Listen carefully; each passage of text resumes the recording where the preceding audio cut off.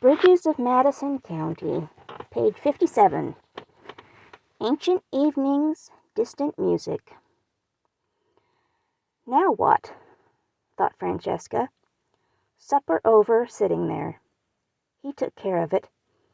How about a walk out in the meadow? It's cooling down a little.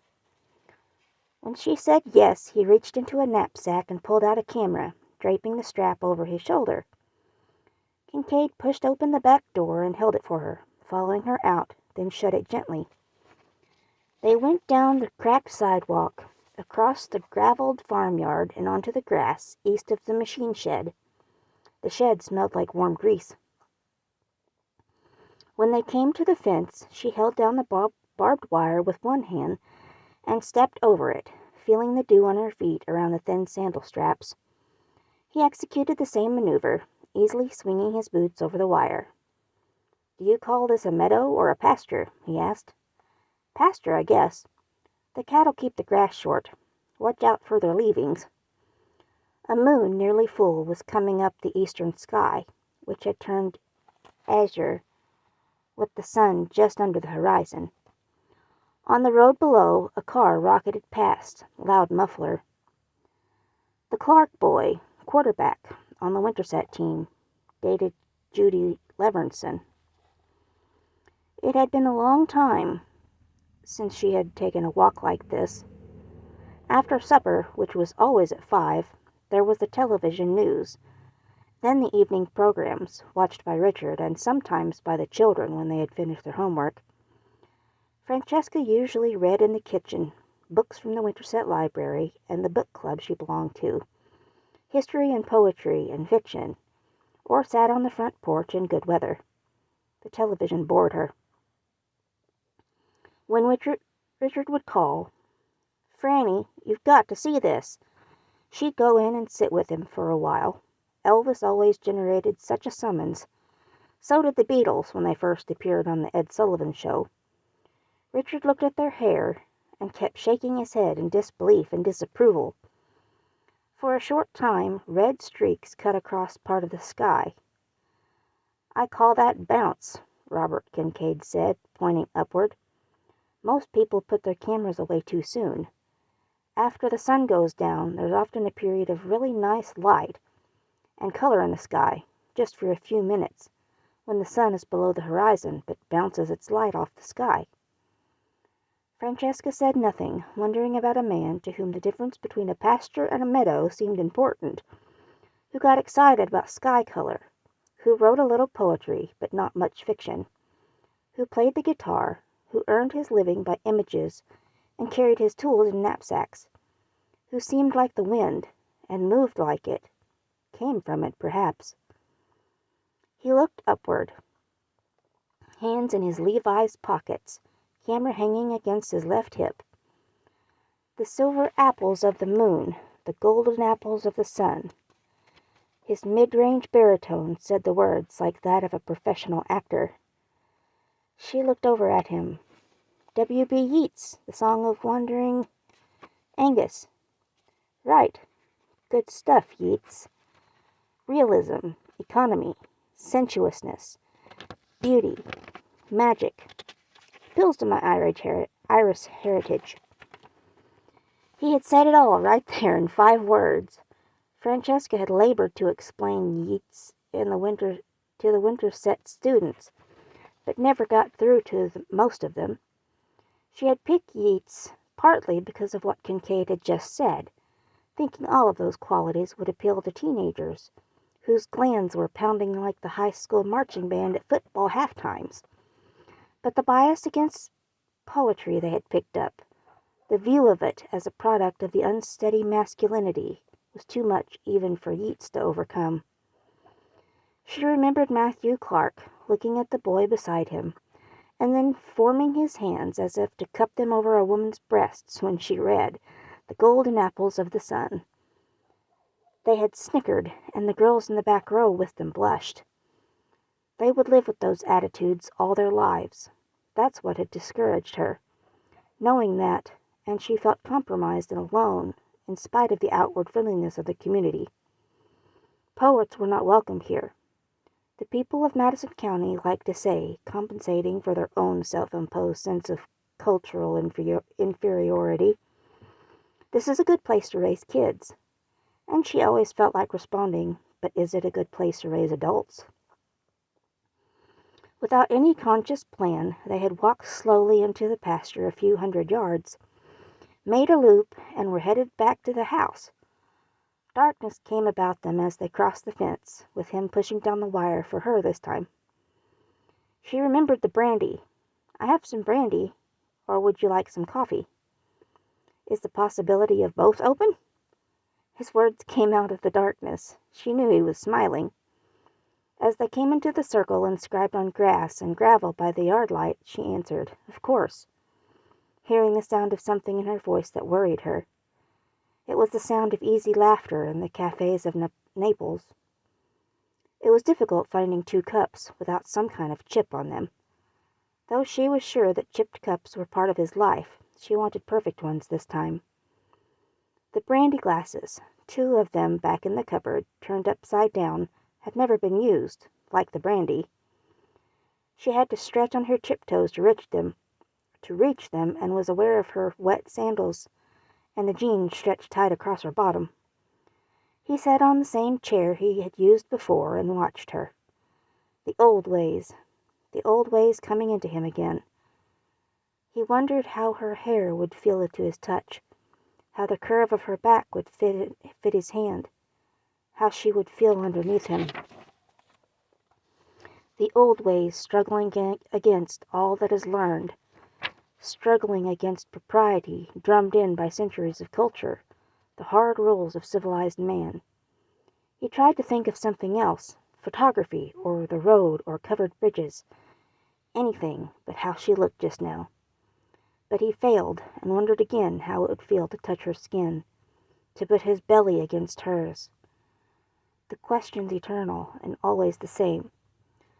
The goddamn old ways, fighting toward the surface. He pounded them back, pushed them down, lit a Camel and breathed deeply. She could feel his eyes on her constantly, though his watching was circumspect, never obvious, never intrusive. She knew that he knew brandy had never been poured into those glasses, and with his Irishman's sense of the tragic, she also knew he felt something about such emptiness. Not pity. That was not what he was about. Sadness, maybe. She could almost hear his mind forming the words. The bottle unopened, and glasses empty, she reached to find them, somewhere north of Middle River in Iowa. I watched her with eyes that had seen a Givero's Amazon and the Silk Road, with caravan dust climbing behind me, reaching into unused spaces of Asian sky. As Francesca stripped the Iowa liquor seal from the top of the brandy bottle, she looked at her fingernails and wished they were longer and better cared for. Farm life did not permit long fingernails. Until now it hadn't mattered. Brandy, 2 glasses on the table. While she arranged the coffee, he opened the bottle and poured just the right amount into each glass. Robert Kincaid had dealt with after-dinner brandy before. She wondered in how many kitchens, how many good restaurants, how many living rooms with subdued light had he practiced this small trade. How many sets of long fingernails had he watched delicately pointing toward him from the stems of brandy glasses. How many pairs of blue round or brown oval eyes had looked at him through foreign evenings, while anchored sailboats rocked offshore and water slapped against the quays of ancient ports. The overhead kitchen light was too bright for coffee and brandy. Francesca Johnson, Richard Johnson's wife, would leave it on. Francesca Johnson, a woman walking through after-supper grass and leafing through girlhood dreams, would turn it off. A candle was in order, but that would be too much. He might get the wrong idea. She put on the small light over the kitchen sink and turned off the overhead. It was still not perfect, but it was better. He raised his glass to shoulder level and moved it toward her. To ancient evenings and distant music. For some reason, those words made her take a short, quick breath. But she touched her glass to his, and even though she wanted to say, "to ancient evenings and distant music," she only smiled a little. They both smoked, saying nothing. Drinking brandy, drinking coffee. A pheasant called from the fields. Jack the collie barked twice out in the yard. Mosquitoes tested the window screen near the table, and a single moth, circuitous of thought yet sure of instinct, was goaded by the sink's light possibilities. It was still hot, no breeze, some humidity now. Robert Kincaid was perspiring mildly, his top 2 shirt buttons undone. He was not looking at her directly, though she sensed his peripheral vision could find her, even as he seemed to stare out the window. In the way he was turned, she could see the top of his chest through the open buttons of his shirt, and small beads of moisture lying there upon his skin. Francesca was feeling good feelings, old feelings, poetry and music feelings. Still, it was time for him to go, she thought. 9:52 on the clock above the refrigerator. Fair and Young on the radio. Tune from a few years back. The shrine of Saint Cecilia, Roman martyr of the 3rd century A.D. Francesca remembered that. Patron saint of music and the blind. His glass was empty. Just as he swung around from looking out the window, Francesca picked up the brandy bottle by the neck and gestured with it toward the empty glass. He shook his head. "Roseman Bridge at dawn. I'd better get going." She was relieved, but she sank in disappointment. She turned around inside of herself. Yes, please leave. Have some more brandy. Stay. Go. Fair and Young didn't care about her feelings. Neither did the moth above the sink. She didn't know for sure what Robert Kincaid thought. He stood, swung the knapsack onto his left shoulder, put the other on top of his cooler. She came around the table. His hand moved toward her, and she took it. "Thanks for the evening, the supper, the walk. They were all nice. You're a good person, Francesca. Keep the brandy toward the front of the cupboard. Maybe it'll work out after a while." He had known, just as she thought, but she wasn't offended by his words. He was talking about romance, and he meant it in the best possible way. She could tell by the softness of his language, the way he said the words. What she didn't know was that he wanted to shout at the kitchen walls, bass relieving his words in the plaster. "For Christ's sake, Richard Johnson, are you as big a fool as I think you must be?" She followed him to his truck and stood by while he put his gear into it. The collie came across the yard, sniffing around the truck. "Jack, come here," she whispered sharply, and the dog moved to sit by her, panting. "Goodbye, take care," he said, stopping by the truck door to look at her for a moment, straight at her. Then in one motion he was behind the wheel and shutting the door after him. He turned the old engine over, stomped at the accelerator, and it rattled into a start. He leaned out the window, grinning. "Tune-up required, I think." He clutched it, backed up, shifted again, and headed across the yard under the light. Just before he reached the darkness of the lane, his left hand came out the window and waved back at her. She waved, too, even though he couldn't see it. As the truck moved down the lane, she jogged over and stood in shadow, watching the red lights rising and falling with the bumps. Robert Kincaid turned left on the main road toward Winterset, while heat lightning cut the summer sky, and Jack slumbered toward the back porch.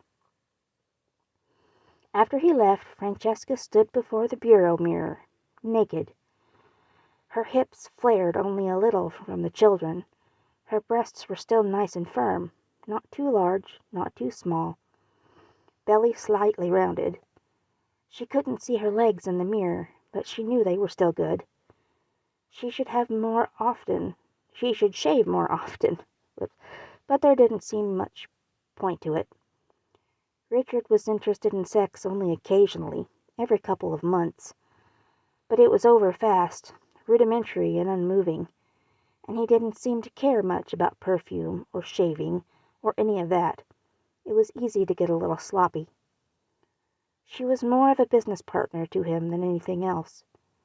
Some of her appreciated that, but rustling yet within her was another person who wanted to bathe and perfume herself, and be taken, carried away, and pulled back by a force she could sense, but never articulate, even dimly within her mind. She dressed again and sat at the kitchen table, writing on half a sheet of plain paper. Jack followed her out to the Ford pickup and jumped in when she opened the door. He went to the passenger side and stuck his head out the window as she backed the truck out of the shed, looking over at her, then out the window again as she drove down the lane and turned right onto the country road. Roseman Bridge was dark, but Jack loped on ahead, checking things out while she carried a flashlight from the truck. She tacked the note on the left side of the entrance to the bridge and went home.